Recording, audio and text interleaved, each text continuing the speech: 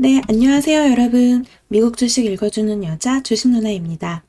9월 6일 월요일 아침, 우리가 잠든 사이 밤새 미국 증시에선 어떤 일이 있었는지 체크해 드리도록 하겠습니다.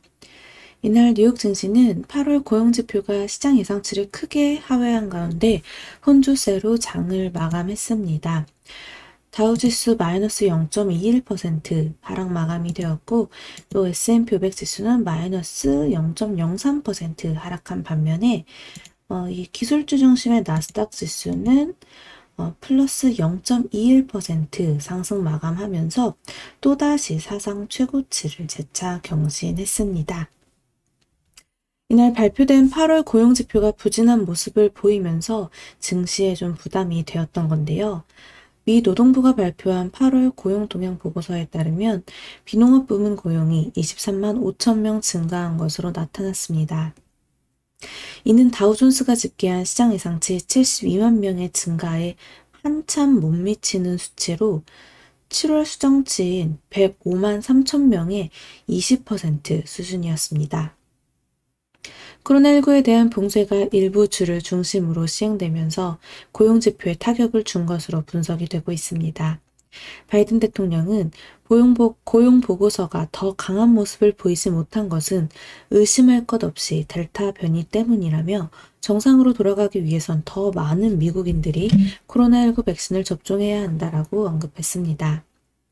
한편 8월 실업률은 5.4%에서 5.2%로 떨어지며 시장 예상치에 부합했고, 시간당 평균 임금은 전월 대비 0.56%, 전년 동월 대비 4.28%나 상승하는 모습이 나타났습니다. 그렇기 때문에 시장에서는 임금 상승률이 시장 예상치보다 크게 오르면서 스태그플레이션에 대한 가능성 또한 제기되고 있는 모습입니다. 이 같은 고용지표 부진 속에 페드의 테이퍼링 계획이 연기될 가능성이 커지고 있는데요. 앞서 제롬 파월 페드 의장은 테이퍼링 전에 더 강력한 고용지표가 필요하다며 실망스러운 지표는 자산 매입 축소 절차에 대한 연준의 계획을 바꿀 수 있다고 언급한 바 있습니다. 뱅크 오브 아메리카는 델타 변이로 인한 둔화세가 일시적인 것임을 증명할 수 있는 반등세가 나올 경우 테이퍼링 발표는 11월에 나올 것으로 생각한다라고 밝혔습니다. 이 테이퍼링 연기 가능성 등에 따라 이 주요 기술주들은 아무래도 강세 흐름을 보였습니다. 또 이날 발표된 서비스업 지표도 부진한 모습이었는데요. 시장조사 업체 IHS 마켓에 따르면 8월 서비스 구매관리자 지수 PMI 확정치는 계절 조정 기준으로 55.1로 최종 집계됐습니다. 이는 예비치 55.2와 7월 확정치 59.9를 모두 하회하는 수치였습니다. 올해 들어 가장 낮은 수준이었죠. 또 전미공급관리협회가 발표한 8월 서비스업 PMI는 61.7로 전월 기록한 사상 최고치 64.1에서 하락했습니다. 이는 시장 예상치에 부합하는 수치였습니다. 그리고 이달 국제유가는 미국 고용지표 부진 등에 하락을 했는데요. WTI 10월 인도분 가격은 전거래일보다 0.70달러, 마이너스 1% 하락한 69.29달러에 거래 마감되었습니다. 아무래도 이번 주 뉴욕 증시는 지난주 후반 발표된 8월 고용보고서를 소화하면서 조심스러운 움직임을 보일 것으로 전망되고 있습니다. 미국 주가지수는 통상 연중 9월에 가장 부진한 데다 높은 주가 수준을 고려할 때 차익 실현에 대비해야 할 필요가 있는 거죠. 이 때문에 지수가 큰 반등을 이어가기는 쉽지 않지 않을까 생각이 됩니다. 오는 8일에 나오는 존 윌리엄스 뉴욕 연방준비은행 총재의 발언이 고용에 대한 연준의 평가에 힌트가 될 수 있을 것으로 예상이 되고 있습니다. 이번 주 나오는 베이직북도 델타 변이 확산에 따른 경기 상황을 종합해주는데 도움이 될 것으로 보입니다. 연준은 FOMC에 앞서 나오는 이 베이직북을 경기 판단 자료로 참고합니다. 한편 투자자들은 이번 주 발표되는 주간 실업보험 청구자 수에도 주목할 것으로 보이는데요. 실업보험을 청구하는 이들이 계속 줄고 있다면 고무적인 신호지만 반대로 다시금 늘어날 경우 델타 변이 확산에 대한 우려가 가중될 수 있습니다. 이번 주 발표되는 물가 지표도 주목할 만합니다. 이번 주에는 생산자 물가지수, 즉 PPI가 발표되고 다음 주에는 소비자 물가지수, CPI가 발표될 예정입니다. 다음 주 예정된 소비자 물가지수보다 주목도가 떨어지지만 고용지표 발표 이후 스태그플레이션 우려가 커지고 있기 때문에 우리가 꼭 주목해야 할 지표 중 하나입니다. 이렇게 좀 종목별로 좀 체크를 해보면요. 아무래도 이제 기술주 쪽은 이제 그 금리, 네, 금리가 이제 네, 그 금리의 하락에 따라서 보여드릴게요.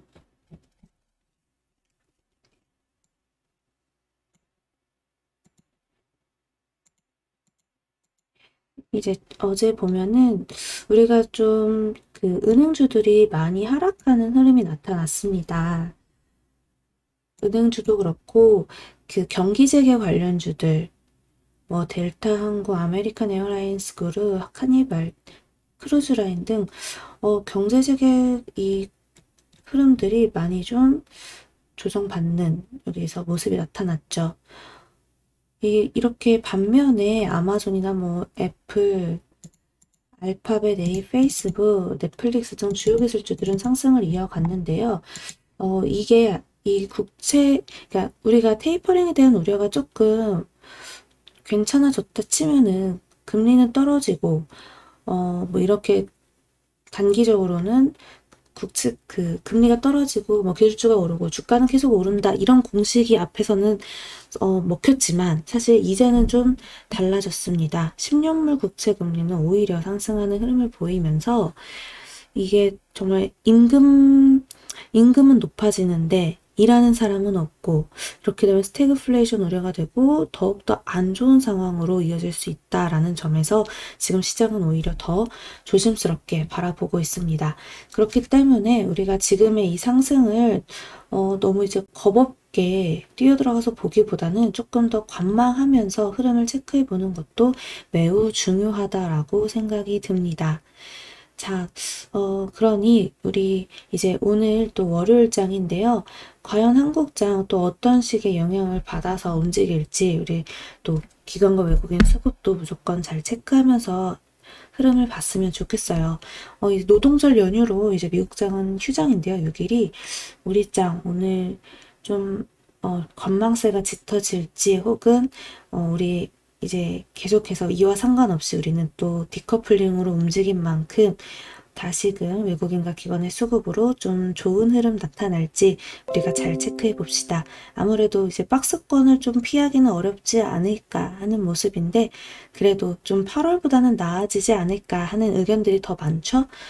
하지만 지금 이번 달에 이제 발표될 지표들 꼭 좀 천천히 주목하면서 우리가 좀 너무 급하지 않게 움직이는 전략이 더 필요하지 않을까 생각이 되네요. 여러분들 벌써 월요일이에요. 네, 우리 또 이번 주 열심히 준비해가지고 공부도 열심히 하고 또 지금까지 올라왔던 것들 중에 차익 실현도 하면서 또다시 현금을 확보한 상태에서 아래에서 줍줍할 종목들 잡아서 열심히 대응할 수 있는 그런 9월장이 되기를 바랍니다. 자, 우리 모두 화이팅 하시고요. 오늘 이따 12시 라이브 방송에서 만나서 시황 체크하고 같이 공부하도록 해요. 자, 그럼 이상 미국 증시 마감 브리핑은 여기까지 하겠습니다. 영상 재미있게 봐주실 분들 구독과 좋아요 그리고 알람 설정 댓글도 많이 부탁드립니다. 이상 주식 알려주는 여자 주식누나였습니다. 또 만나요.